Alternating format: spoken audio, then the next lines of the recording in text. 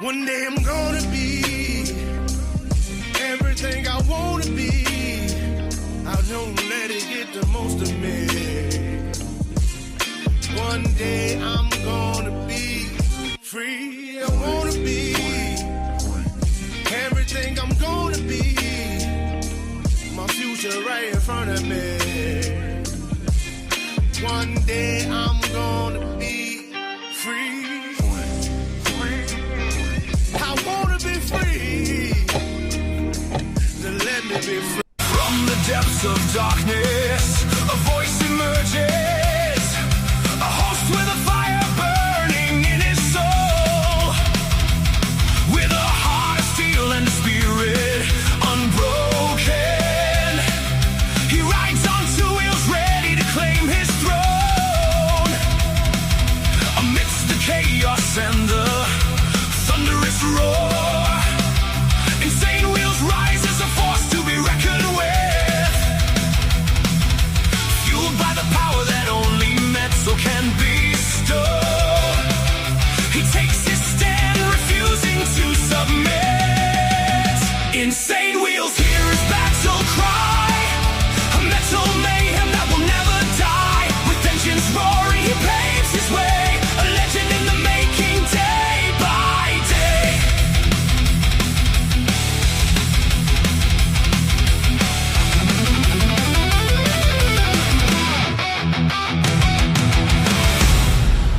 Wow. Good morning, ladies and gentlemen. Hopefully everyone's enjoying their start of the week. Let's get it, man. All right. We've got a lot to discuss. As always, it seems like, especially when we have our weekend, we have a lot that happens. And then, of course, we have to catch up with it. So we're going to be discussing a lot that's happened. Iran deal faces major test as Vance claims progress. And that's, of course, related to right now. You know, anytime I do the titles, it's related to right here, right now. And then, of course, we'll bring up to why we're discussing it like that. So let me go ahead and give you guys the chronological breakdown of what we're going to be discussing this morning. First, this came out, I believe, on Friday evening or something like that. It may have even been Saturday early morning. I'm not sure. But I think it was Saturday, actually. But Strait of Hormuz closed after Israel strikes. We're going to get into why that even happened here in a moment. Chicago drive-by mass shooting, at least 12 hurt. This happened one day ago. It says about a dozen people were shot late Friday on Chicago's south side. So they're reporting it a little bit later because they're saying that this actually happened on Friday, late Friday, on Chicago's south side in a mass shooting. Why is it always south side? Man, so there was a mass shooting. About 12 people were injured, it states. I'm not sure how many people were unalived, if any, hopefully none. But anyways, then we have 60 days or less. Now, this regarding the whole Strait of Hormuz, Iran. Trump issues ultimatum over Strait of Hormuz, and this happened yesterday. Says President Trump posted a statement on the status of the Strait of Hormuz on his Truth Social account. Trump says there will be, quote, no tolls in the strait, and, quote, unless they are imposed by and for the United States of America. His statement comes after Iranian officials said the Strait of Hormuz was closed again, and then, of course, that they said that they would end up charging tolls here later, and that's when Trump came back and clapped back and said, well, if anyone's going to be putting tolls on the region, it's going to be us. And then we have some updates on Russia-Ukraine. As you guys know, we've been kind of following what's been going on. There's been a lot of drone activity from the Ukrainian side, actually, and where they've been attacking Russia's oil infrastructure. And on that, Ukraine strikes Russian oil refinery in Moscow, which we actually saw. Remember when I showed you guys that big tank lid going up in the sky? That was that attack. Now, I don't know if they've attacked even more so. Let's go ahead and read it. It says Ukraine launched one of its largest drone attacks since Russia's full-scale invasion began, reportedly hitting a major oil refinery in Moscow. Now, it sounds like the exact same attack that I was just talking about, where the lid was just going up in the air. At the same time, Russia continued its attack on Ukraine, targeting energy and oil facilities near Kyiv.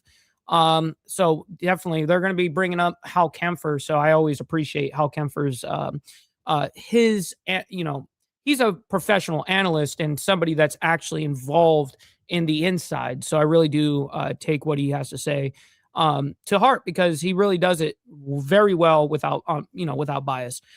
Let's see. We got Karen Bass over there in LA. You know that whole warehouse that went up in flames because of the solar panels. Well, she comes out and says Karen Bass gives update on Los Angeles warehouse fire as local emergency declared.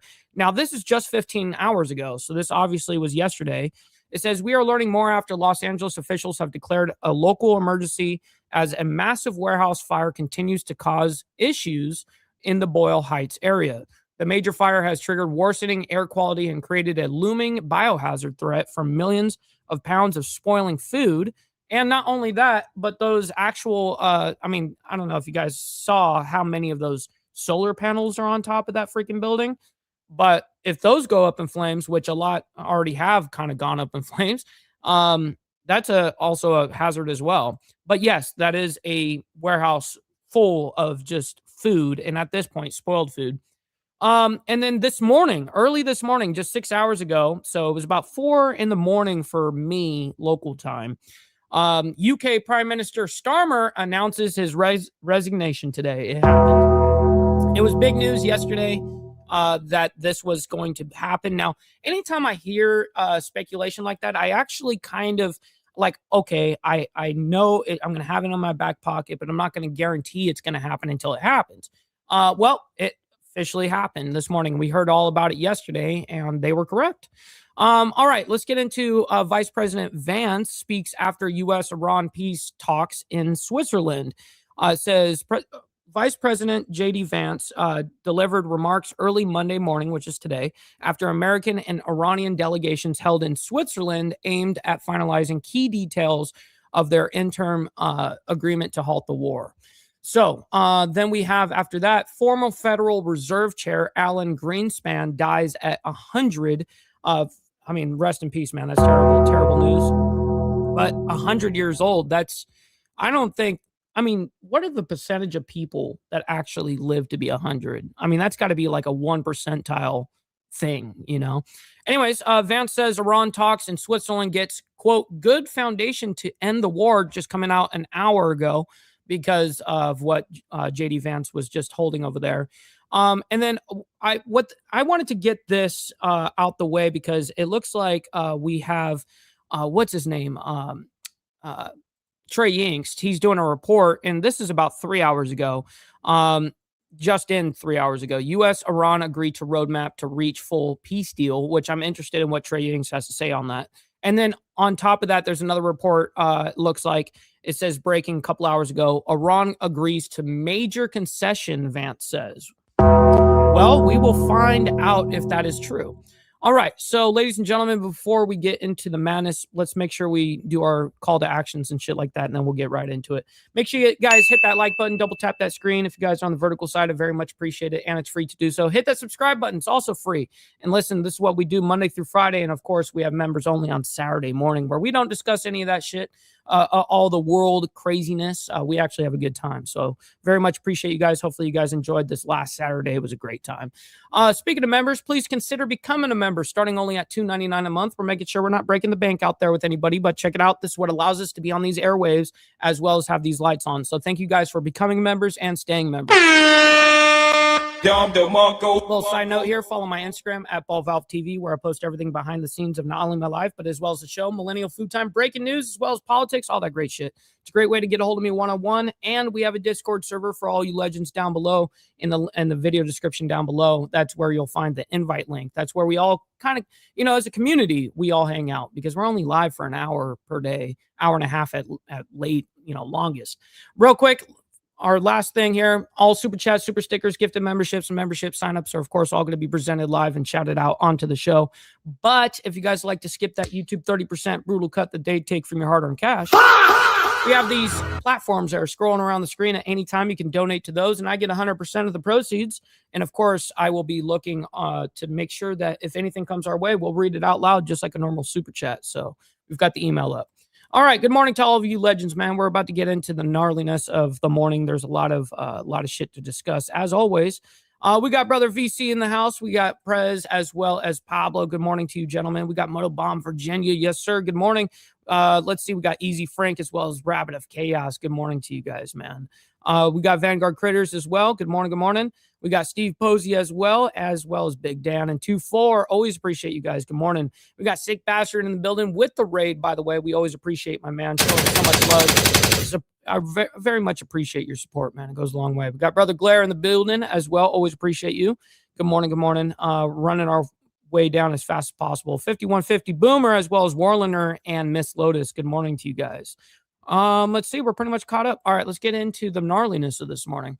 First, we're going to start off with Strait of Hormuz closed after Israeli strikes. So now, listen, we're going to get into why this happened, and it's always going to be in the regards of Hezbollah and Israel, of course, on their front. But anyways, let's go ahead and see what is being reported. This was on Saturday. Now, of course, this is a very quick update. It's not like we're going to linger in this because we already know this isn't actually being followed through to this degree. I just wanted to show that this is the threat that was happening over the a developing story as we're learning the Strait of Hormuz has their side that has that little high-pitched ring. I don't know. They need to fix it. Been closed. This is a post here that's just coming in, and the Associated Press is reporting that Iran's Joint Military Command saying today that the Strait of Hormuz has been closed again, citing Israeli attack. Okay, where are the engineers over there? The audio engineers? Come on, get on top of it. In Lebanon and U.S. bad faith and, quote, its clear breach of its commitments by failing to end the war. The statement on state television also warned that, quote, if the aggression continues, subsequent steps have been planned. Ships had begun transiting the strait after the interim U.S.-Iran agreement was signed just a bit earlier this week. What's up, Joker, my man? Good morning. Now, we've been reporting here this morning that Israeli strikes on southern Lebanon this morning killed at least 16 people, including 2 children, hours after reports emerged of that ceasefire agreement. Now, the persistent fighting threatened that agreement between the United States and Iran to end the war in the Middle East. Bringing you this a live look here this morning, courtesy of Marine Traffic of this. Okay, well, because they're showing you this, I'll show you guys the actual Marine Traffic currently. But first, just wanted to point out, so Dubai, United Arab Emirates, it says Iran's Joint Military Command says on state TV that the Strait of Hormuz is closed and cities or sites Israeli attacks in Lebanon, which is true. But Israel was getting poked by the bear, Hezbollah doing its normal attacks in southern Lebanon. And then, of course, they responded. And this has been a thing that has been just happening over and over again. So I just wanted to reiterate that. And then what we're looking at here, Fox and Friends says, at Vice President J.D. Vance says talks are progressing with the U.S. focused on preventing Iran from rebuilding its nuclear program while maintaining leverage through economic and strategic pressure, which we are going to get into some of those reports. But first, I want to see what Trump says over here on Truth Social. This was on Saturday. Funny how the Democrats like to say that Iran is in a stronger position today than they were 3 months ago, despite the fact that they have been defeated militarily with no Navy or Air Force. That's why I call them Democrats, President Donald J. Trump.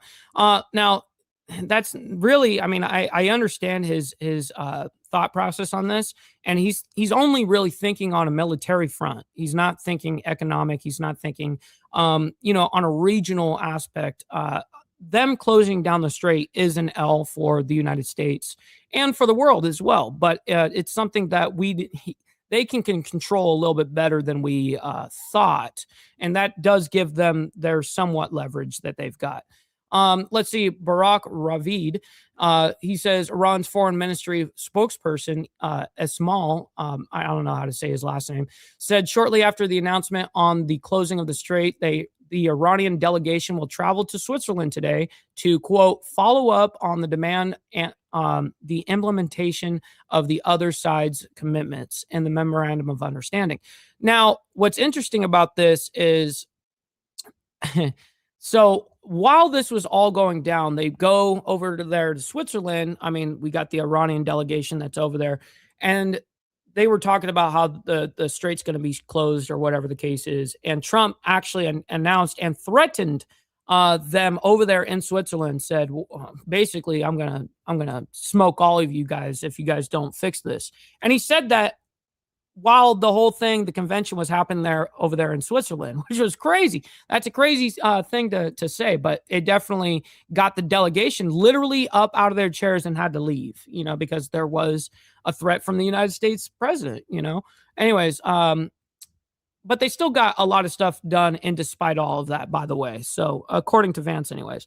So real quick, before we get back into Iran and all the craziness that's happening over there, first, let's bring our attention over here to the nation, specifically Chicago. Chicago drive-by mass shooting, at least 12 were hurt, and this happened on Friday night, late Friday night, and it was being reported Saturday. Let's go and figure out what's happening here quickly. The quick report. Thanks for being with us here on Live Now from Fox. I'm your host, Christina Evans. We do have a breaking news update that I want to get to this Saturday afternoon. Putting this on your screen, coming to us from the New York Post. But we do know, courtesy of our partners there at Fox 32. What's up, No Girl? Good morning to you, by the way. Hopefully you're enjoying the morning. We always appreciate you as well. We got Texas Gidget in the building as well. We always appreciate you. Hopefully you're enjoying your Texas morning over there. In Chicago, that a drive-by mass shooting has left at least 13 people injured on the south side of the city, according to those police. South side. And so what we do know at this time is that those the south side of Chicago always up in smoke somehow. Officers say they responded to the scene in the 200 block of West 95th Street in Roseland just after 11 p.m. yesterday. We do know that investigators did learn that a red SUV pulled alongside a large crowd, and two gunmen from inside began to open fire at the victims before ultimately leaving the scene. Several people were hit after that situation unfolded. It says at least 12 people were shot.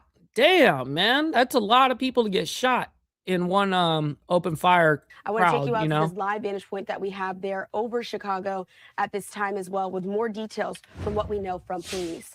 Arriving officers, though, say that they found a 32-year-old woman who was shot twice in her back, and a 44-year-old man with 4 graze wounds to his back as well. The woman, though, was taken to Christ Hospital in good condition. The man, though, was taken to the University of Chicago Medical Center, also in good condition. Police did go on to list an additional 10 shooting victims. There was a 38-year-old woman who was shot multiple times and then self-transported herself to a local hospital. A 47-year-old man was shot in the knee, self-transported. These people are getting shot and driving themselves over there to the hospital. Damn. Himself to one, as well as several others in a similar situation. Another Friday. The youngest victim who's listed here is a 17-year-old boy who was shot in the thigh and took himself to Trinity Hospital in critical condition.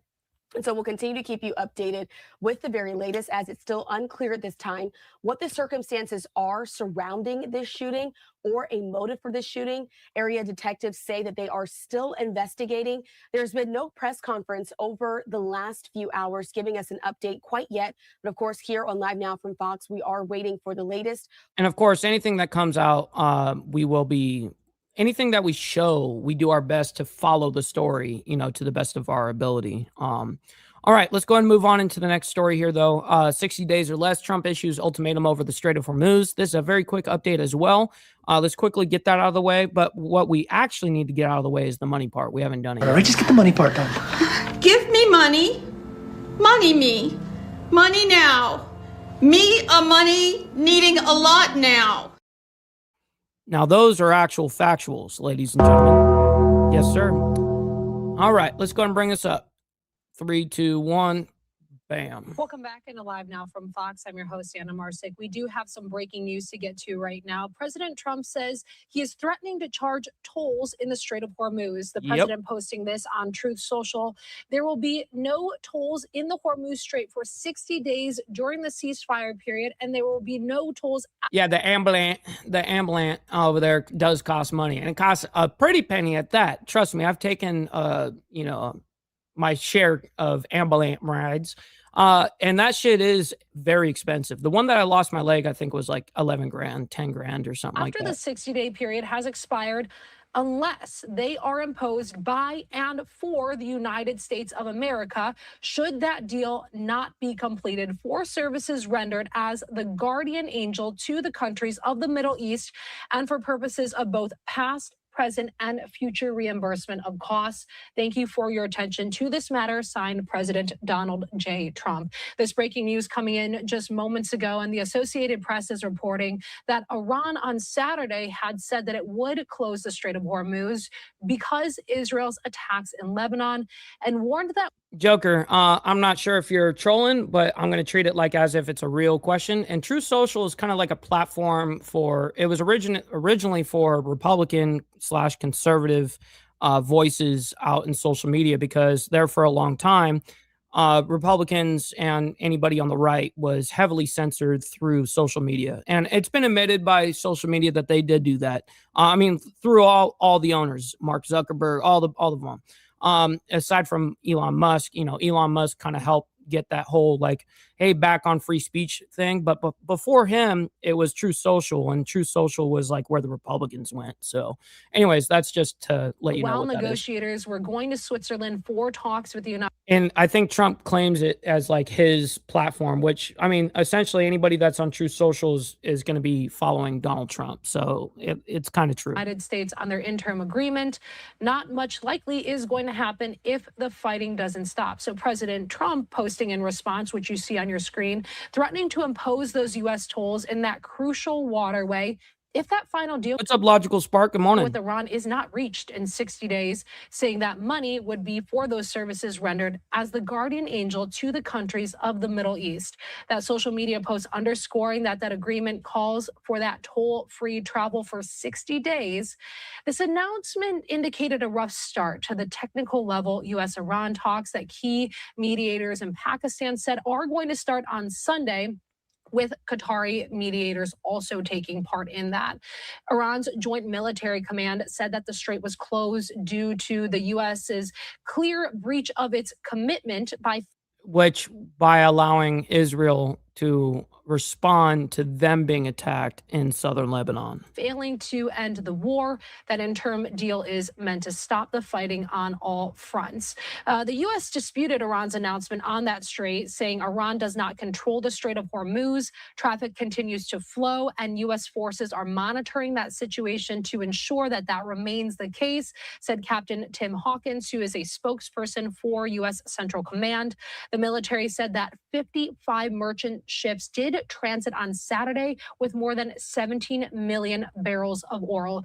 And so 17 million barrels of oil flowed through the strait yesterday. The day before, it was 21 or 22 million barrels as well moved through, which is good. So the key headline here, President Trump is threatening to charge U.S. tolls in the Strait of Hormuz if that final Iran deal is not reached in 60 days. So now he's putting pressure on Iran, obviously, as you guys can see, regarding the whole tolls, because Iran is claiming like, hey, yeah, we didn't say, we're going to do tolls afterwards kind of thing. And Trump's like, no, the fuck you're not. So that's him responding to that. Now, before we get into the latest responses and all that stuff, first, we got to bring our attention over to Russia, Ukraine. We were talking about how Ukraine actually launched their largest attack, their largest drone attack on an oil facility over there in Moscow. And basically, we have Ukraine, their reasoning behind it is because that oil that, Ukraine was just attacking is the oil that Putin is funding his war with. So that's exactly their reasoning behind it. Anyways, let's bring up this because Hal Kempfer actually gets involved in this, who I definitely respect and appreciate what he's got to say. So let's go ahead and hear a little bit of what he has to say. We're not going to play the whole thing or anything, but I definitely want to get an update on the largest attack that Ukraine's done in a minute in the aspect of drones. Hal Kempfer, national security analyst, joins us again. We've now moved to a discussion of the latest with the war between Russia and Ukraine. Hal, what is the latest with the military? What's up, Farty? I like that name. Good morning. In this war. Well, Alexandra, it's really shifted, and this is something that's been happening over the last 3 months, is the war has changed. Russia's narrative has always been that we will inevitably win, that we are always on the offense, that we're always taking territory. And for a long time, they were at horrendous cost, but they were taking marginal gains in territory. Things have shifted, and they shifted dramatically. The drone and we've been watching this for a while, the drone production cycle, the ability of Ukraine to produce drones, whether they're first-person view drones are used on the battlefield, whether they're longer-range drones, intermediate range, they can go to like 25 to 200 kilometers beyond the battlefield. And then, of course, these long-range drones going out 1,300-plus kilometers, hitting places like Moscow, St. Petersburg, and well beyond Moscow and St. Petersburg.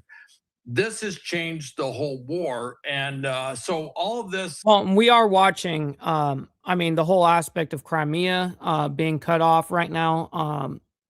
The way that they're cutting it off here, I'll actually bring up a map and I'll show you guys what I'm talking about. But is happening. It's kind of culminating this spring and summer. You saw these dramatic strikes that they had with the Ukrainian drones in Moscow, basically setting refinery on fire. The reports from Moscow is not only was Moscow covered with dark smoke, but it was raining oil. And I can tell you, as a Desert Storm veteran, that's a little disconcerting when it rains oil, but it is a phenomenon that can happen. So it gives you an idea of just of how the Ukrainians, President Zelensky has said, we're in so many words that we're taking the. Okay, real quick. So when I brought up Crimea and them cutting it off, let me show you what I mean by this. Let me pull up Google Maps here. All right, so we're looking right here at Ukraine. Okay, right, and then of course we have Russia right next to them. Right. Okay, so Ukraine, this area right here is called Crimea, this little like island thing, and Russia took this over. And so what right now the way it's being treated is there is two cutoffs. There's this bridge right here that basically, separates the land literally by a bridge. And then up here, almost the same. It is, where there is, hard land going in, but they have blockaded this. Okay. So everything going in or out has been blockaded on either side of this, and they're starving the shit out of this region. Now, a lot of the Ukrainians that did live there, they have relocated into the north as well. And even over to, primarily the north. Anyways, but what I'm getting at is this is all now Russian occupied. And so now the way that it's being cut off is very strategic. And we're starting to see a little bit of a turnaround for the Ukrainians, actually. All right, here we go. The war home to the Russians, or taking the war home to Moscow. And that's exactly what's happening. And that's problematic for Putin, because he has been trying to shield the Russian people, particularly in these huge urban populated areas around Moscow and St. Petersburg, which are the two big metropoles. Well, basically what happens there, Alfred, I mean, 1,000 drones can change something in the aspect of if you send those over into anything like resource level wise, oil or water sanitation plants. I mean, there's all sorts of stuff that you can really hit that is dramatic, so for Russia, that to make them think the war is something far off, something that doesn't really affect them. And now here it is very much affecting them because drones are falling down around them. Now, Russia has continued to attack Ukraine with these huge waves. Be good out there, Joker. We always appreciate you. Drones and missiles on a regular basis. The latest one this week was, if you look at the Orthodox Church, the main cathedral, the one that's so iconic that's seen in all the pictures of Kyiv, Russians actually did hit that, set it on fire. I have to give it to the interesting because I haven't seen that report. To the Kyiv Fire Department, they got out there and put that fire out fast. But this is hitting something that is a cultural site under international law, under the Geneva Convention. It's a violation of countries to target things. Of course, and that's the big thing. I mean, even the United States was threatening to go after their, Iran's oil, for instance. Nothing to do with their water or anything like that, but it did have to do with oil. And I was the first one to speak out. Like, I really hope that we don't do that. I mean, it would be a terrible look on us. We don't need to do that to them. Like churches or like schools. We're talking about 90 million, people that live in Iran. We don't need to kill off 90 million people. We don't need to do that to their country. Or something like that, unless, of course, there's a it's being used for military purposes, and that's a different thing. But this wasn't being used for military purposes. This was a strictly a iconic, symbolic, religious site that they targeted. And so the difference now is when Russia does things like this, Ukraine can respond and is responding in such a way to bring that back to Moscow, to bring that back. And they just did. I mean, that's what that attack on Moscow was. I'm wondering if they show the footage of that attack of that oil infrastructure on here, but they don't. Unfortunately, like I told you, I'm not going to play this whole thing. I'm going to get a little bit more, and then we'll move on into actually, we'll bring it back home and see what Karen Bass over there in LA is saying. St. Petersburg. And that's the big shift in the war. And by the way, because of those intermediate level strikes on Russian logistics, command and control centers, everything, the frontline troops can't get the logistical support they need to sustain the fight, let alone to sustain any offensive action. Anytime they get up and try to attack, particularly if it's mechanized, these first-person view drones just rain down on them. And there's about a 15-kilometer no-go zone, as they call it, or drone zone, which reminds me of some have called it like no man's land, kind of referring to the area around the front of World War I, where drones simply dominate to the point that the Russians can't move. The other thing that the Ukrainians are doing, it's not just the air; they're also using these robotic drones on the ground. Wow. To go up and do attacks. They've actually attacked positions. And I haven't seen those yet. And I've been watching the war since basically the very beginning. So that's interesting. Taking those positions. They've had Russians surrendering to drones. It's kind of like when you get that, I don't know if you guys play Call of Duty Black Ops 7 or any of that, but when you get the dog, you know, you got that drone dog that walks around and shoots missiles at rockets at people and fucking turrets them down. Yeah, is that what they're using over there now? Robots. Wow, big change, big shift. Yeah, that is a big. There is a big shift that is happening. All right, let's go ahead and bring it over to LA regarding that whole warehouse that went up in flames and the aspect of the roof caught on fire from the solar panels, which just a couple of years ago the exact same thing happened, and luckily no one got killed on the last one.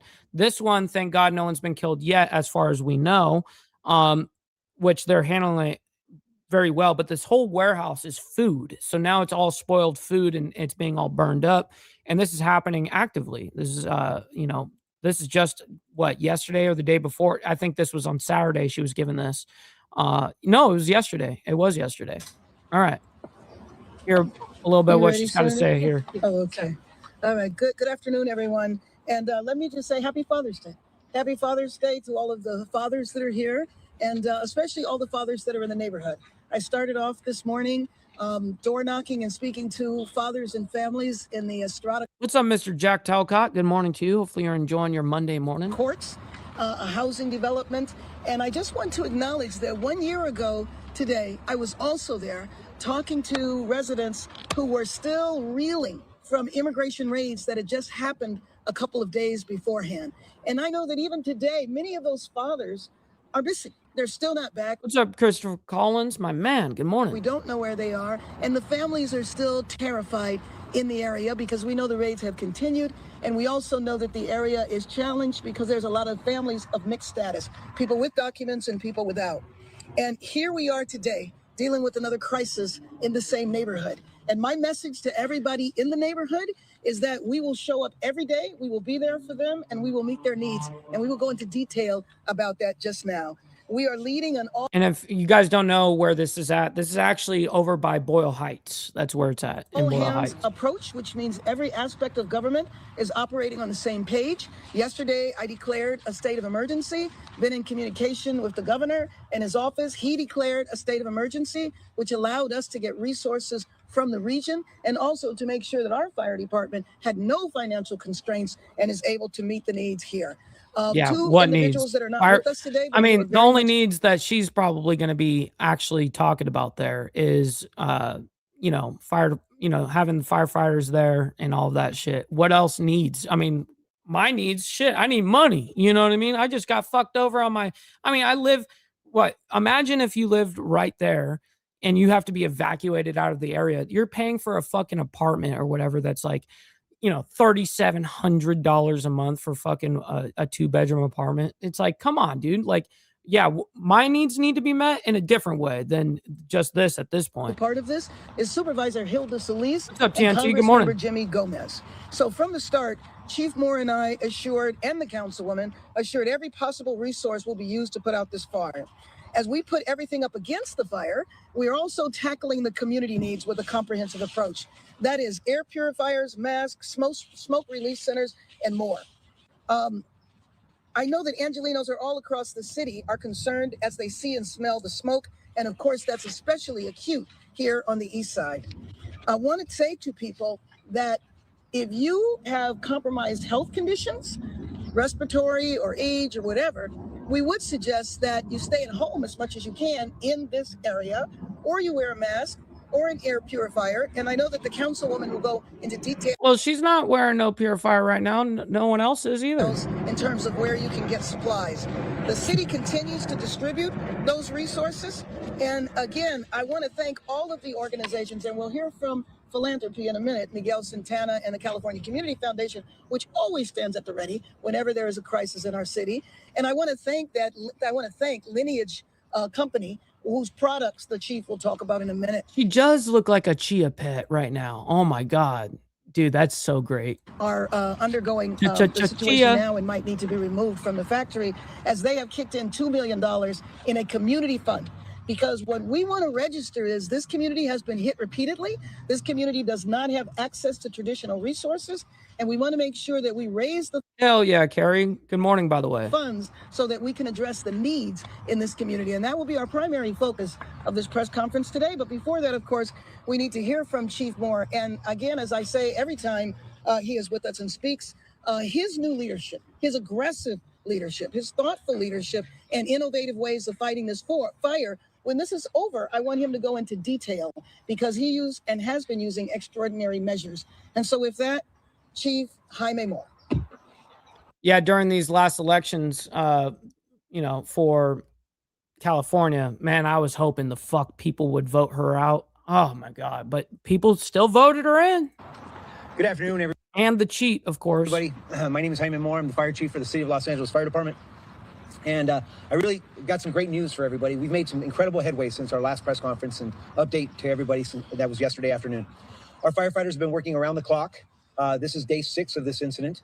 And you'll remember that I mentioned prior, the last time that anyone in this country has ever had one. Look at those solar panels where they had a fire right here on the right side. That's what caught fire originally. And their entire roof is full of these solar panels. I mean, the entire fucking warehouse. I couldn't believe how many that they actually got on there.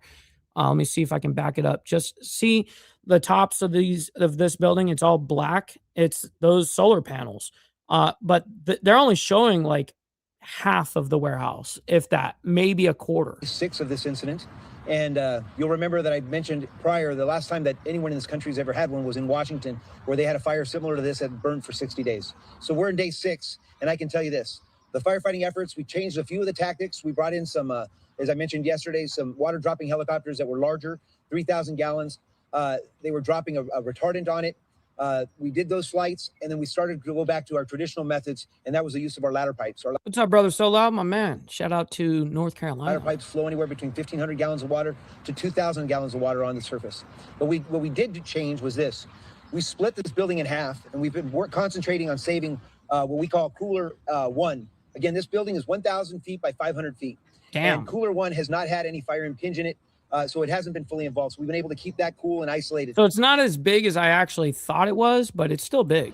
Now, Cooler 2, where the main fire was, we have now gone in with excavators. And our you know, I'm not very sure on that to actually give you an honest answer, but that is a good question. And also, this exact same thing happened in 2024 with their solar panels, and it caught fire, and it was a humongous ordeal. I mean, they had like, I forget, like 80 or like 100 some odd firefighters or whatever. They had like hundreds of them. I think it was even more than that. I'm undershooting.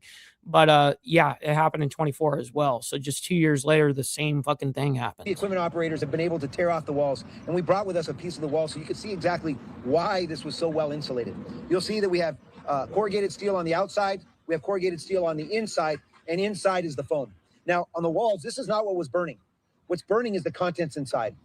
So we've been able to tear off the walls using an excavator, and now what we have is a free burning fire with class. So everything that's inside, inside is on fire, and what is inside there at this warehouse is food. This is a foods, warehouse.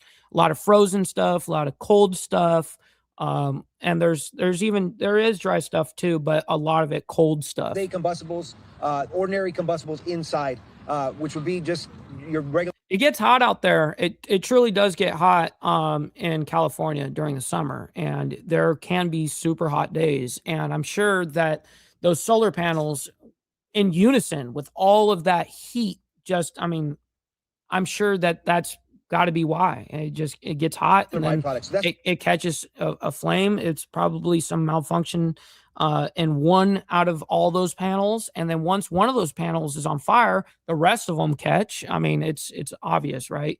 I don't know, man. Brutal scene. That's why you're seeing a lot of smoke that's still being generated. Yeah, definitely not cold now. By removing the walls, it's allowed us to bring in water cannons, and so with the support of the building owner and the building occupant, as the mayor mentioned, they've been extremely supportive of our operations, and they've requested water cannons from as far away as Texas that are coming in today. We've got our regional partners because of the state of. So they're bringing in special equipment for this shit. All right. So, nonetheless, let's go ahead and see if there's anything else here. No, it looks like just question stuff. All right. Let's go ahead and move on because we still have a huge morning ahead of us and we're already 41 minutes into the show. So we got to get into UK Prime Minister Starmer announces his resignation this morning. So this happened about 6 hours ago. This happened, at least here from my time in Central Standard Time in the United States. It happened about 4 a.m. for me. That gives you guys context of, how long ago this was. Only 6 hours. Thank you. Thank you. And I put them on 1.25 times playback, by the way. 2 years ago was the proudest moment of my life. A new Labour government, the first in 14 years. A page in our country's history turned after years of disappointment and despair. The chance to change the lives. Why do they got music in the back? Oh my God. It's supposed to be like that light music in the background, making it feel epic when you're talking and stuff like that. Dude, it's just a nuisance at this point. It's too loud. Of millions of people for the better. That's what I came into politics for. The journey to that point was not easy. 6 years ago, I inherited a Labour Party that was politically, financially, and morally bankrupt. I got you. Why are you gay? You are gay. Shit. I was told time and time again that my party was finished, that we were consigned to history, that a majority at the general election, let alone a landslide majority, was impossible. But we proved those people wrong because we changed our party, ripping out the. We changed our party while I resigned from this position because I suck. Poison of anti-Semitism, restoring trust on the economy, defence and national security, and becoming a party that once again stood proudly with, not against. It's hard for me not to laugh, our national flag. Hard work of change was with a singular purpose, not power for power's sake, but to change Britain for the better, to build a fairer country with dignity and respect, where everyone is seen, everyone is valued, wealth and opportunity for all, not just the privileged few. This shit is so lame, dude. Oh my God. Stupid.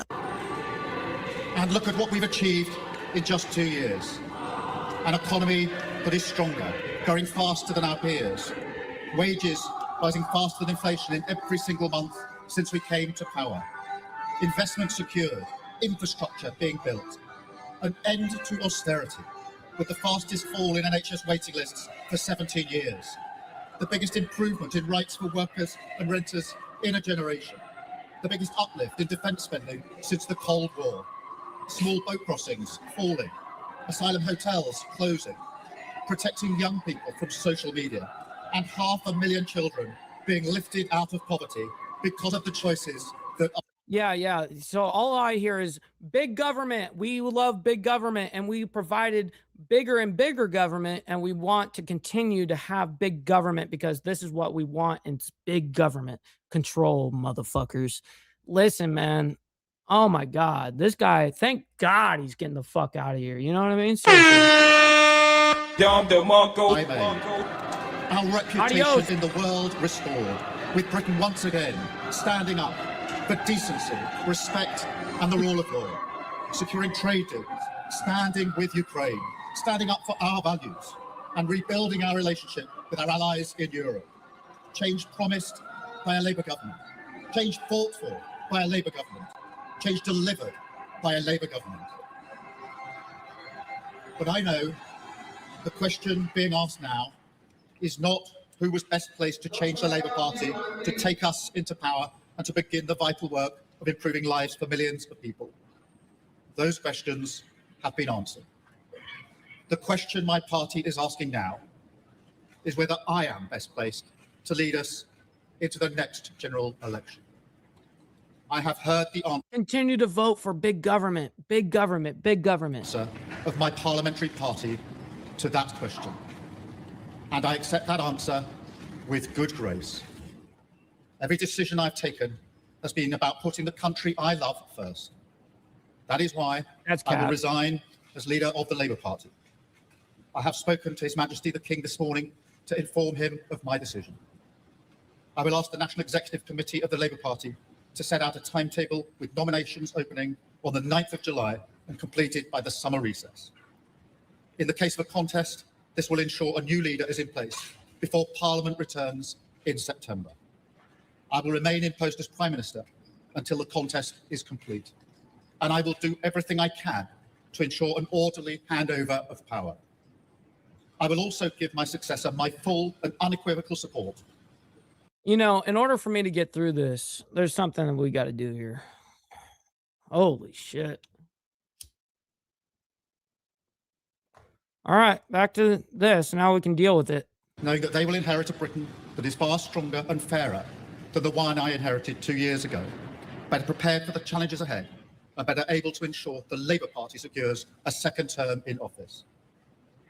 I want to thank all of those friends and colleagues who have been at my side. Yes, he definitely needs to embrace his fuck-ups. Absolutely. Don't beat yourself up over past mistakes. You are going to fuck up again in the future, quite possibly in a most spectacular fashion.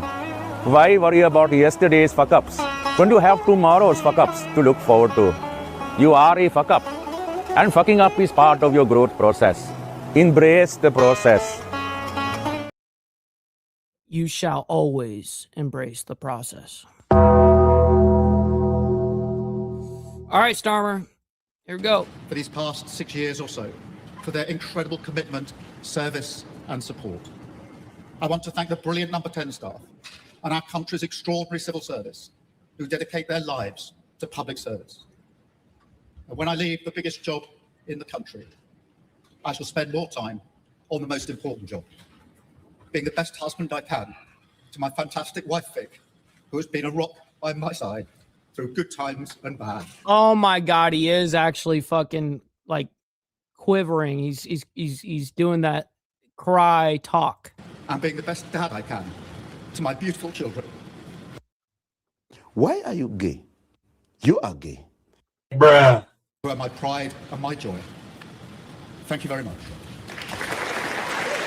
Boo. All right, so let's get into Vice President Vance speaks after U.S.-Iran peace talks in Switzerland. This is coming out this morning. This is actually a big deal, so we're going to play the pretty much the entire thing. We have to. And hopefully we don't run way over time here. It looks like we might be going into an hour 20, hour and 30 or something like that. Hopefully not.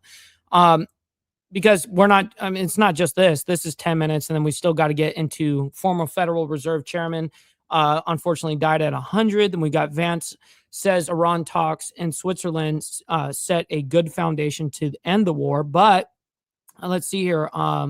It says Iran agrees to major concession, Vance says. So we'll see what major concession is being made on Iran's behalf, because I haven't seen too many concessions from Iran. I apologize, Jonathan. Vice President Vance speaking now. And we're going to speed this up to 1.25. The folks assembled.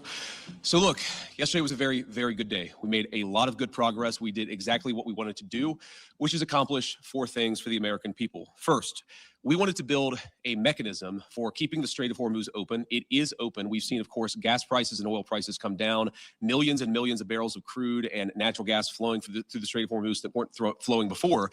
But we also wanted to make sure that we actually set up the coordination mechanism so that we could demine the Straits of Hormuz, so that when there are the conflicts that inevitably come up, we can make sure we work through them rather than that leading to escalation. And that is exactly what we did yesterday. Number 2, we also wanted to build a mechanism, a similar mechanism for deconfliction. What's up, Charlie Rose? Good morning, by the way. Hopefully you're enjoying your start of the week. For the regional ceasefire. As the President of the United States has himself said, sometimes these ceasefires just mean you're shooting a little bit less, but we wanted to make sure that we had the proper coordination set up so that if there is shooting, if Hezbollah fires at Israel, or if Israel responds, if there are other conflicts that arise in the region, we're actually talking to each other and figuring out how to stop the shooting, how to make the region safer, our allies and everybody else. We set that up as well. Number 3, and this is probably what we're most excited about as Americans, the Iranians have agreed to invite IAEA inspectors back into their country. That is a major milestone for the American people and the first step in permanently denuclearizing or permanently ending a nuclear weapons program in Iran. And that's exactly what we wanted to do. That's exactly what we asked to happen. We made a lot of great progress on other nuclear talks. And that leads me to the final thing that we wanted to accomplish, which is actually set up the process for the technical negotiations that will follow.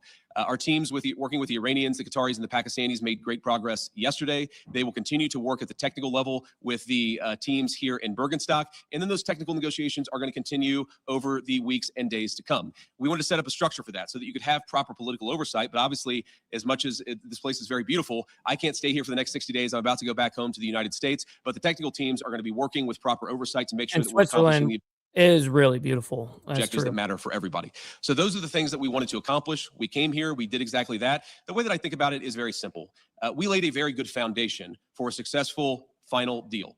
The final deal is the house. We set the foundation. We haven't built the house, but we've laid a successful foundation to get to a good place for the American people. I think it's important for all of us to appreciate how much was done, but honestly, there is still a lot to do as we continue to make progress on the nuclear talks, on the economic talks, as we continue to demine the straits and ensure that that flow of traffic continues to pick back up. A lot of progress, but still some work to do, and we're very committed to doing exactly that. So with that, I'm happy to take a few questions from guys. Real quick, before it takes those few questions, you know what we got to do? We've got to make you guys obey. Maybe you need to donate some freaking money.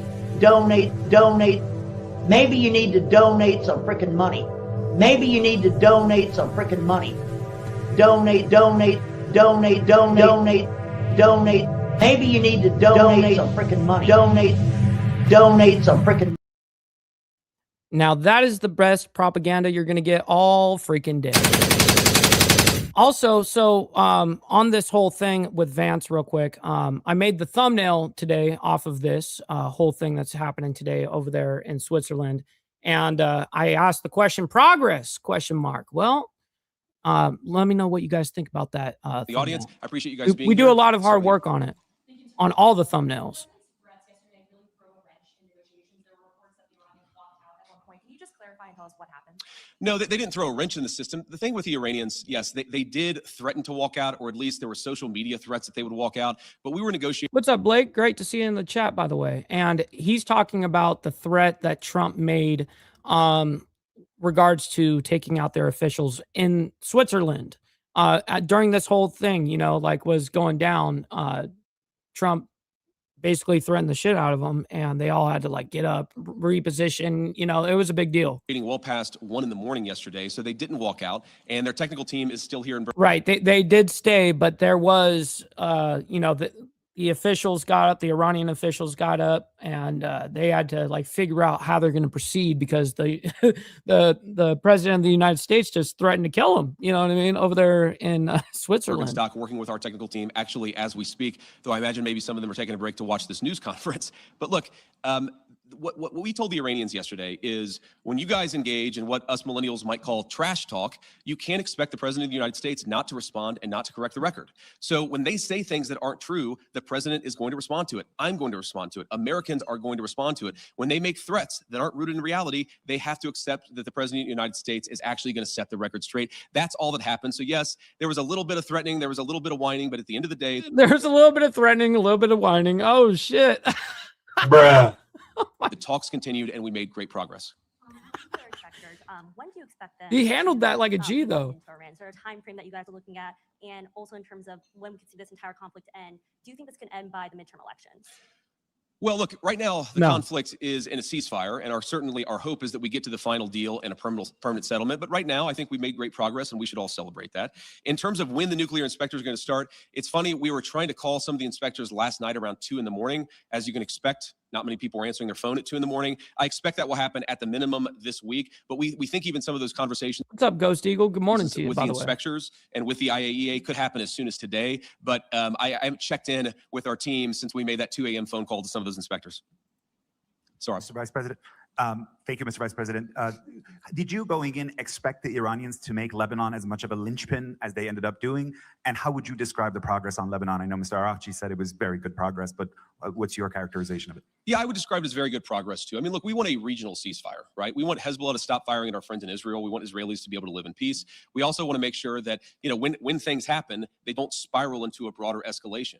And so we've been, I think, very good at setting up Which, of course, it always does. It always goes into a bigger escalation. we're calling a deconfliction mechanism, but what it really is to say that when things happen, the sides are actually talking to one another. Sometimes, you know, you got a bit of a chicken and egg problem, that you've got a junior guy who fires a drone that didn't have approval from the high command. Okay, of course, Israel has to respond to that.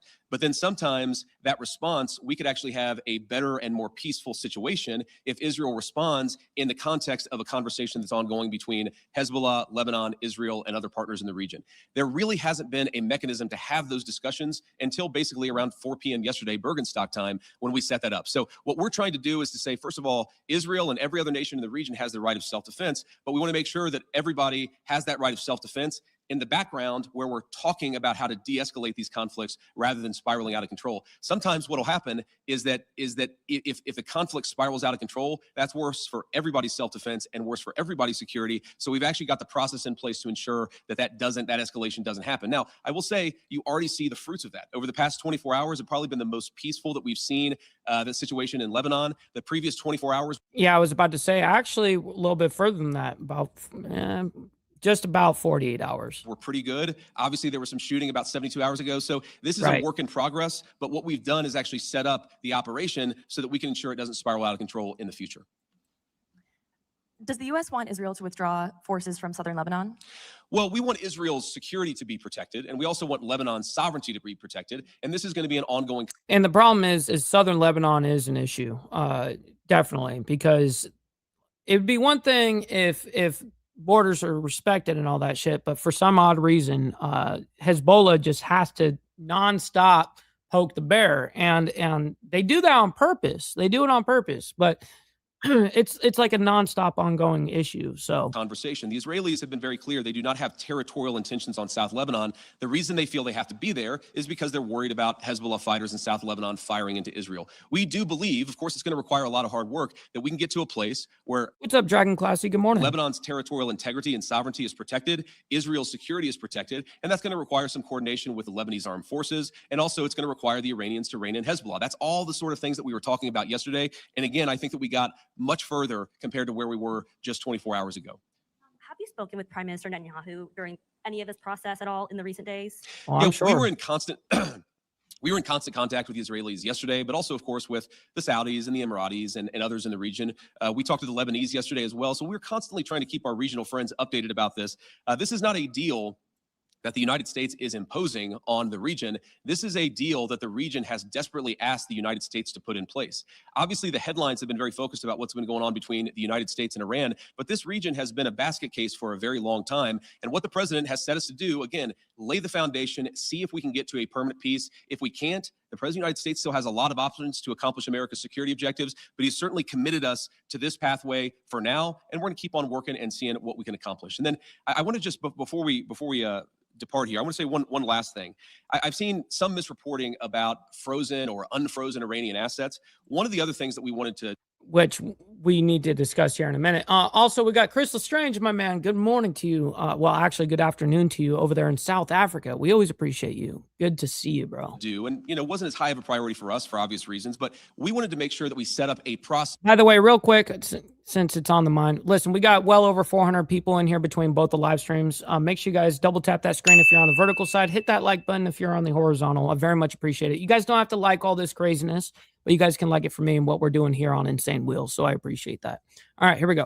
Where if we ever unfreeze Iranian assets, we can ensure that that money, that Iranian money, goes to help the people of Iran and not to fund terrorism. So Jared Kushner actually came up with a very interesting solution with the Qataris, where basically, again, if there is any frozen Iranian assets that are unfrozen, then we have approval over that process. The Qataris have approval over that process. And then the money would actually go to buy American soy, American corn, and American wheat for the benefit of the Iranian people.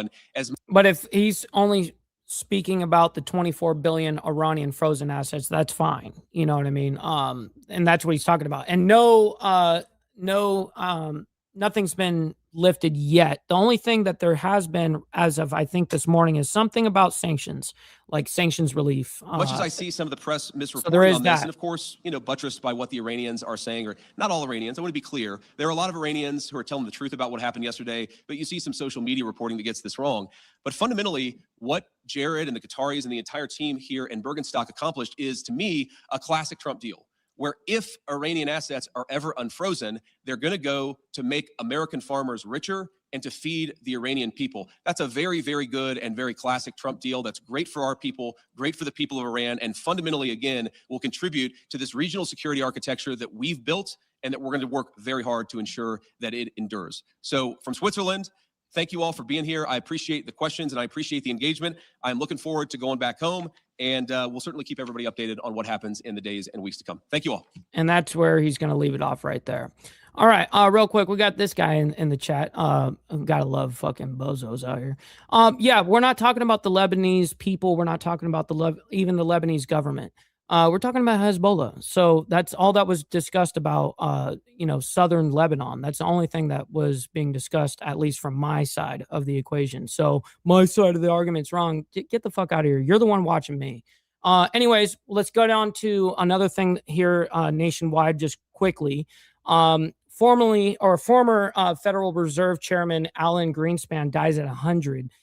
Real quick, I don't know how many percentile of people ever live to be triple digits like that. It's got to be less than 1%. All right, let's continue with more of the day's top stories. Bringing this back out, though, to a live image that we have of the White House over in Washington, D.C. Now, we are waiting to see if perhaps later on today, President Trump is going to have anything scheduled. We heard from Vice President J.D. Vance earlier on this morning as those talks in Switzerland have officially wrapped up. The U.S. and Iran working now toward a peace deal and a long-term agreement to end the war. Yeah, and that's going to take Turning forever. now to some breaking news that we want to bring to you at this time. Former U.S. Federal Reserve Chair Alan Greenspan has died at the age of 100. He died today from complications of Parkinson's disease. That's according to his wife of 29 years, the NBC News correspondent Andrea Mitchell. I want to bring us out to a social media post courtesy of Fox News correspondent Edward Lawrence. He says this: former Fed Chairman Alan Greenspan passed away at age 100. Andrea Mitchell in the statement says, quote, Alan passed away at her home this morning at the age of 100 from complications of Parkinson's disease. Me neither, Virginia Chaos. I mean, shit, I'm 31 now and I feel 70. I can only imagine actually being, just even 70 and how I'll feel. God damn. He was a giant of a man who helped shape the U.S. economy for decades under presidents of both parties, but was always honest in acknowledging his mistakes. To me, he was my husband who shaped my life from our very first date in 1984. He had irrational exuberance for baseball, the Washington Commanders, tennis, golf, and music, especially jazz. He will be remembered for his brilliance and his kindness. Shit, in like 1984, the motherfucker was like 65 or something. His life partner was the joy of my life. We also have this as social media post courtesy of Bloomberg. Alan Greenspan, the Federal Reserve Chairman who guided a then record U.S. economic expansion before the 2008 financial crisis, has died. He was 100. Taking us out to some more footage of Greenspan here and going back to some of this reporting that we're following closely. Now, in his 18 and a half years at the helm of the Fed, Greenspan presided over a sustained era of American growth and prosperity, yet one that ended with devastating consequences in 2008, 2 years after he had left the central bank. Greenspan was so respected during his many years as the head of the world's most influential central bank that by the time he stepped down in 2006, he was widely celebrated as the Oracle and Maestro. Greenspan's reputation suffered a serious setback, however, when the American housing market collapsed, igniting a global financial crisis that nearly toppled the U.S. banking system and plunged the economy into the worst recession since the 1930s. Critics pinned much of the blame for the crisis on Greenspan's easy money policies and what they believed was an overexuberant faith in lightly supervised financial markets. This is all according to reporting from the Associated Press, who did go on to say that Greenspan himself later acknowledged that, quote, I made a mistake in assuming the nation's banks, whose stability undergirds the financial system and the entire economy, could essentially he actually admitted to regulate themselves. In his 18 and a half years at the Fed, Greenspan presided over a breathtaking surge in stock prices. What's up, Brother Sterling? Great to see you in the chat, bro. Good morning to you. And a 10-year economic boom that began in March of 1991. He was widely celebrated as the maestro and the oracle, a virtuoso who nurtured America's economic well-being and whose nearly every utterance was parsed for clues as to where interest rates, the economy, and the financial markets might be headed. Greenspan's intentions were so intensely theorized that it gave birth to new Fed folklore, the briefcase indicator. A stuffed briefcase carried into Fed meetings implied changes may be afoot because Greenspan carried with him charts and research to make his point. Well, that's cool. All right. So, let's go ahead and move on into the next report here. We have to. We're well into overtime now. Look, we're already 6 minutes into OT. Listen, you know what they say about overtime? No tax on tips, no tax on overtime. Send in your freaking donuts. All right, let's get into this next story here. So Vance says Iran talks in Switzerland set a good foundation to end the war. Now, this is one of the latest reports that just came out, so I do want to hear a little bit about it. But I do have something from Trey Yanks that I want to see that came out about 2-3 hours ago. So, my name is Josh. Right after this, we are just past the top of the hour here, 9:02 on the East Coast, and oh shit, Sterling coming in with the 5 gifted memberships. Let's freaking go, bro. I can't thank you enough for that. Not only helping me, but 5 others in the Insane Wheels family, brother. That goes a long way. Thank you for that. And hopefully everyone enjoyed their members only with us on Saturday. We always have a fucking good time. So too on the West Coast. A big thank you to my colleague Corella Hara. She has been here with you to bring you all of your top Seymour stories Cannabis. and live Good morning. events. I'm here to do the same. And right there on the right-hand side of Man, your Switzerland is just beautiful. screens, taking a live look over Switzerland at this hour. Again, J.D. Vance expected to depart, heading back toward the U.S. And I do want to take that full to give you a live look over the area at this hour, as Vance said that peace talks with Iran have created a, quote, good foundation for a successful final deal that would end the conflict overall. As he spoke to reporters I don't think so before yet. that departure, Vance explained that teams will remain to work out the technical aspects of that agreement. Vance traveled to Switzerland, of course, alongside envoy Steve Witkoff. So some of the people that he came with, part of his cabinet or whatever, are going to stay in Switzerland and continue negotiating. It sounds like, working out the details while Vance goes and back, he's got to get back to the United States, of course. And Jared Kushner. He can't sit there for 60 days working on this shit. While the Iran negotiating team was But his made up of the cabinet country's can. parliamentary speaker and foreign minister. The vice president, as you heard, also explaining that while Iran threatened via social media to walk out after remarks from President Trump, it never happened. And on Truth Social, the president had written, quote, Iran must immediately stop their highly paid proxies in Lebanon from causing trouble. If they don't, we'll hit Iran very hard again, just like we did last week, only harder. All right, so a lot to discuss here, as always. Do want to bring in Javed Ali with the University of Michigan. He always joins us to break down all of the different developments. And Javed, thank you so much, as always, for taking the time to join us here. Josh, always great to be with you. Thank you. Of course. And first off, I want to talk to you about the remarks that were made by Vice President Vance. As we said, he is now heading back over to the U.S. in the coming hours or so, but the teams are going to stay behind there to work out the technical aspects of that. What exactly does that say to you overall about where things stand?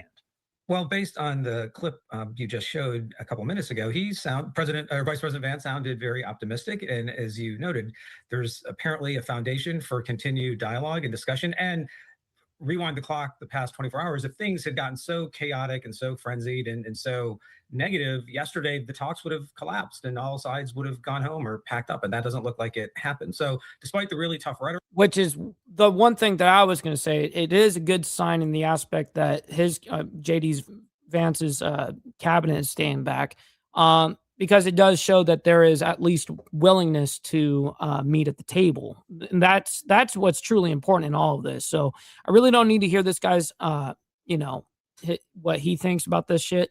Let's see what Fox is reporting here. It says breaking, Vice President Vance announces major progress made by the United States and its negotiating team while finalizing a deal with Iran. Quote, yesterday was a very, very good day. We made a lot of good progress. We did exactly what we wanted to do. The Iranians have agreed to invite IAEA inspectors back into their country, that is a big W, by the way. That is a major milestone for the American people and the first step in permanently denuclearizing, permanently ending a nuclear weapons program in Iran. Well, that would be a W for sure if IAEA inspectors are being allowed back into Iran by the IRGC, and they actually concede to these inspectors. Then sure, that would be a great step in the right step, right, for sure. presidencies. We've I would seen say secretaries of state objectively that's a good thing. U.S. representatives, the similar kind of negotiations for peace deals or ending other conflicts, but it hasn't been Secretary Rubio. And I think he's more on the hawkish side of things. So I think that sent a signal that with Vice President Vance's presence, with Steve Witkoff and Jared Kushner, who've been more deeply involved, that to me is the way the policy needle is going in terms of the preference for President Trump. And right now we're looking at a post coming in from Fox News, and this kind of summarizes what we learned during that news conference that we just replayed for you there. It says, breaking, Vice President Vance announces— All right, there's no other— I was hoping that there would be some other report. Oh, there is right here. Marine traffic. Okay, Strait of Hormuz crossings rebound, but recovery remains fragile. Vessel activity through the Strait of Hormuz increased sharply between 19 and 21st of June, with 71 confirmed transits recorded and a weekend peak at 35 crossings on June 20th, according to marine traffic data. The rebound follows the lifting of the blockade and renewed signals around free passage through the choke point. More commercial vessels are now transiting, with AIS activity pointing to improving confidence among operators. Diplomatic uncertainty continues to weigh on the recovery, leaving the rebound in Strait of Hormuz crossing fragile despite the recent pickup. The traffic remains below pre-crisis levels, and caution is still visible. Many vessels continue to use Iranian route patterns or dark routes, while demining efforts remain incomplete. Of all of those different vessels, so they posted— Interesting. All right. So at least we got the most out of that. Let's get into a couple of these little things here. I did want to see what Trey Yinks had to say about this morning. So he always appears on Fox and Friends. So let's just go ahead and bring that up. Meanwhile, major progress made overnight in the negotiations with Iran after Vice President J.D. Vance traveled to Switzerland to meet with the mediators from the Middle East. Man who's all over it, Chief Foreign Correspondent Trey Yinks joins us now from Tel Aviv with the latest. Hey, Trey. But on 1.25. Hey guys, good morning. High-level diplomatic talks wrapped up overnight in Switzerland, aimed at solidifying the memorandum of understanding. Man, Cuba, I'm not really sure. It's kind of like what the United States, what I was claiming when we last talked about Cuba, is basically if they're not going to be willing to work with the United States, what they're just doing is waiting. That's it. The United States just waiting. The longer United States wait, the more Cuba suffers.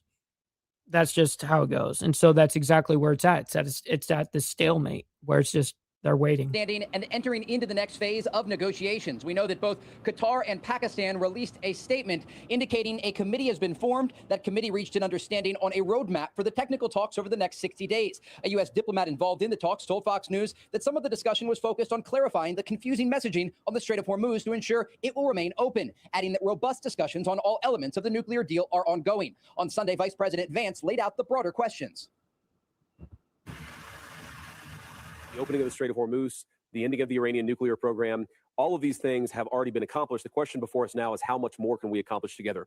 Can we turn over a new leaf? Can we change relations in the Middle East permanently? Or do we go back to doing things the old way, which is not our preference, but it's certainly What's up, Brown Chicken? very much something Good that morning. can happen. The Iranians also acknowledged major progress in the talks, adding that a deconfliction cell for Lebanon will be the first real test of the understanding. Israel and Hezbollah did not trade fire on Sunday for the first time since March 2nd, according to the UN. In response, Israel lifted all restrictions for civilians in the north of the country. In a call with Fox News on Sunday, President Trump said he was disappointed Israel can't put Hezbollah away. The leader of Hezbollah, Naim Qassem, gave a televised speech over the weekend indicating that Israeli forces staying in southern Lebanon would mean a violation of the deal. There is no such thing as a ceasefire that grants Israel Now, this is Hezbollah's Secretary General, by the way. freedom of Naim Qassem. action. A ceasefire means a complete halt of hostilities by air, land, and sea. It means no demolitions, no consolidation of its presence in the occupied areas, no further advances in preparations for the withdrawal, which should take place according to a rapid, time-bound schedule. Lebanon will likely remain a sticking point in the memorandum of understanding. When I spoke with the president, he indicated this 60-day ceasefire is an option for him and that both military and diplomatic action could be on the table after that. So jewels, what they are is another way to donate to creators. So when you see people that send stuff to me on where I can't see it, I get donations that I can't see on StreamYard. That's what I'm talking about, is when someone donates jewels. When they send those in, each jewel is 1 penny, 1 cent. So if you have 100 jewels, for instance, or whatever, that's $1, you know, so just for context. Guys, hey, Trey, does it seem like there's a disconnect between what's in the MOU and what the president's saying to you? I mean, for example, Iran says it in the MOU that Iran will conduct dialogue with Oman to decide about basically the administration of the strait with services. Administration of the strait. I mean, the president says there's going to be no tolls, but Exactly. it's actually in the MOU that they're going to negotiate tolls. I mean, there's something as fundamental as that, and letting sanctions. And that's exactly why Trump has said now, he goes, well, motherfuckers, if you guys want to charge tolls, well, actually, it'll be the United States that's going to charge the tolls. He just made that threat, I think, today or last night. Sell oil at full market price. I mean, it doesn't seem, I think it was seems today. like they gave away the store before the opening. My sense after talking with the president is that he is giving this 60-day window a chance to see what they can actually agree on at the negotiating table. As it relates to the Strait of Hormuz, he actually left open the possibility of taking control of the strait and said if there are going to be tolls, they will be charged by the United States, and the U.S. Right. would even take oil in that environment. So it was this morning. The president described this as the United States being the guardian. What's up, brother TVT? Good morning to you. Great to see you in the An chat, angel bro. of the Strait of Hormuz. And so, again, my sense is that despite what is written in this agreement and the statements that we've heard from the Iranian regime, the president is going to demand what he wants here. And we know that the United States is not on board with the Iranians tolling the Strait of Hormuz. They're also not on board with the Iranians enriching uranium for military purposes. Now, the president left open the idea in the future that Iran could have some sort of civilian enrichment, but he directly spoke against the statement yesterday from Iran's president, Masoud Pezeshkian, saying he better watch his mouth when he is talking about Iran enriching uranium and speaking out against the president himself. And so, again, I think a lot of the things here are going to have to be negotiated during this time frame. Both Pakistan and Qatar. And yeah, what's going to end up happening is we're going to get to the 60 days. We're not going to agree to what Iran is conceding to, or if anything. And then we're going to go right back to square one, and we're going to do exactly what Trump said, is we'll just drop bombs on their fucking head. That's literally what he said. That's literally verbatim what he said. We even covered that. So anyways, let's go into this next thing. I do want to see this. Iran agrees to major concession, Vance says. I want to see what that concession specifically was. It sounds like I may have missed a little something because I really didn't hear any concessions. All right, to Fox News Alert, Vice President J.D. And we already watched this entire thing. They're just showing that he was up there talking, and then we're going to hear from Trey Yingst. Vance wrapping up remarks in Switzerland just a short while ago, revealing that the United States and Iran made great progress on peace talks overnight. Chief Foreign Correspondent Trey Yingst joins us from Tel Aviv. Trey. Yeah, hey guys, good morning. High-level diplomatic talks. Oh yeah, the one concession I guess would be the inspectors coming in. If that's true, if they're Iran agreed to have the inspectors come back for their nuclear program, that would be a big W. That would be. Wrapped up in Switzerland overnight. Well, at least a good step in the right direction. That doesn't mean anything yet, but it is a good step. Aimed at solidifying the memorandum of understanding and entering into this next phase of negotiations. Both Qatar and Pakistan released a statement indicating that a committee was formed, and this structure reached an understanding on a road. Yeah, Steve Posey, you can donate them. I mean, you can collect them, or buy them or whatever the shit is. But if you have them, you can donate it. You just hit the jewel sign or whatever in the chat. It'll show that you can donate, with jewels, and you can send like quote unquote gifts, So anyways, that's what that is. Map for the technical talks over the next 60 days. A U.S. diplomat involved in the talks told Fox News that some of the discussion was focused on clarifying the confusing messaging on the Strait of Hormuz to ensure it will remain open, adding that robust discussions on all elements of the nuclear deal are ongoing. This morning, Vice President Vance said that the U.S., along with Qatar, will have oversight of any unfrozen Iranian funds and that some could go to purchasing U.S. farm goods. He also made a major announcement on access to Iran's nuclear program. This is probably what we're most excited about as Americans. The Iranians have agreed to invite IAEA inspectors back into their country. That is a major milestone. And that is a good step in the right direction. So that, when I said I haven't heard Iran make a concession, in this last, weekend, that I was wrong on. That part is a good step in the right direction, like I said. For the American people, and the first step in permanently denuclearizing or permanently ending a nuclear weapons program in Iran. And that's exactly what we wanted to do. That's exactly what we asked to happen.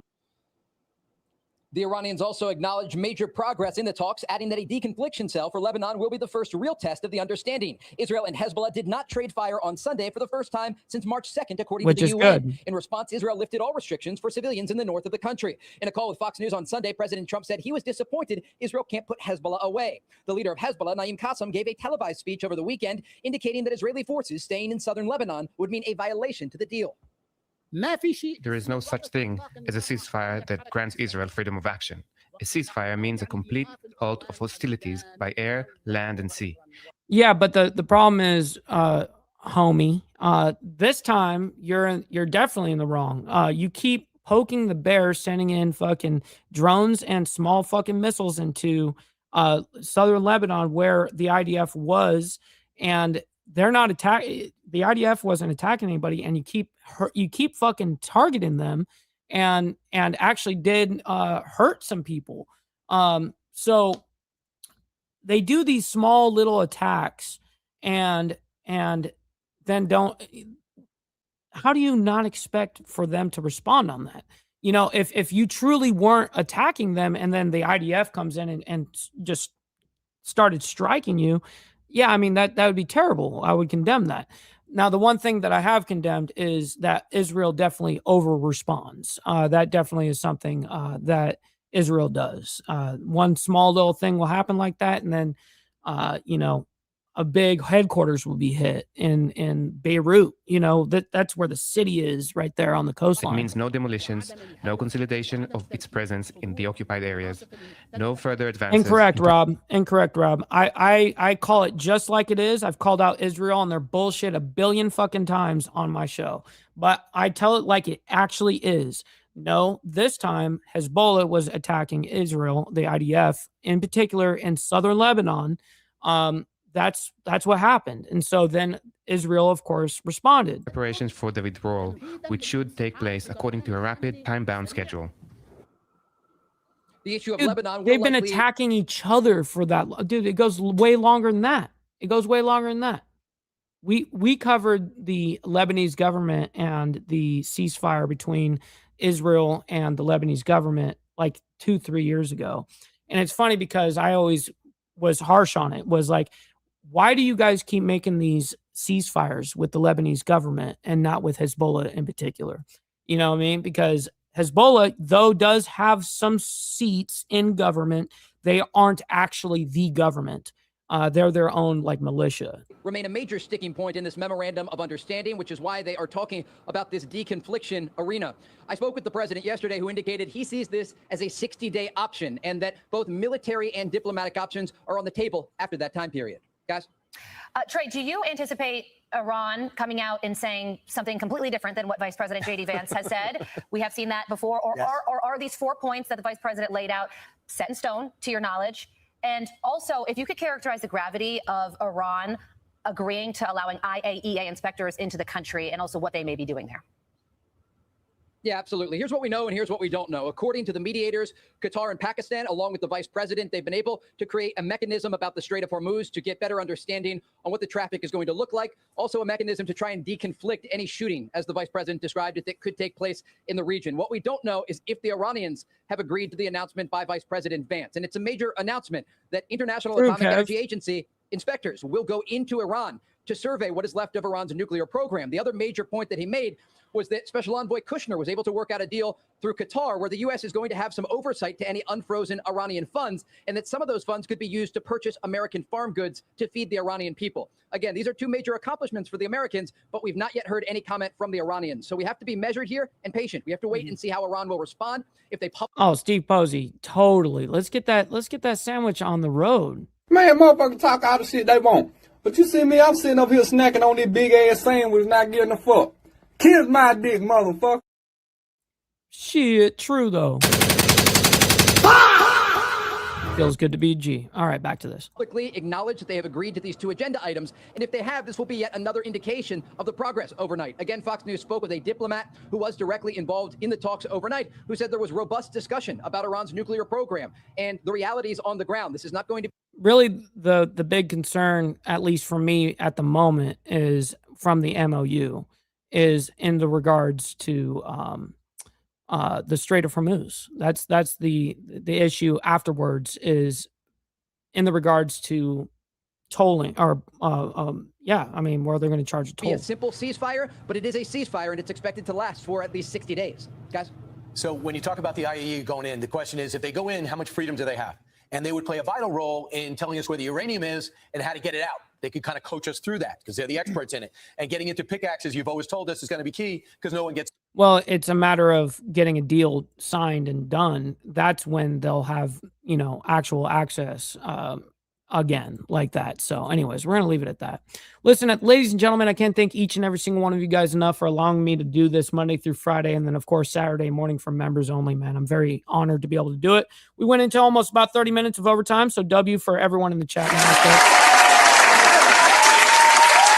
All right. So make sure you guys stick around. We're going to be sending you guys off to our buddy Chatting with Stacks. He's live right now. Make sure you guys let him know we're coming through with the Mike Ball / Insane Wheels raid, whatever you guys know me by. All right. Listen, we'll be back tomorrow morning for more of the World's Madness. Until then, God bless you guys, and we'll see you guys here tomorrow morning. Much love. From the depths of darkness, a voice emerges, a host with a fire burning in his soul, with a heart of steel and a spirit unbroken. He rides on two wheels, ready to claim his throne. Amidst the chaos and the thunderous roar,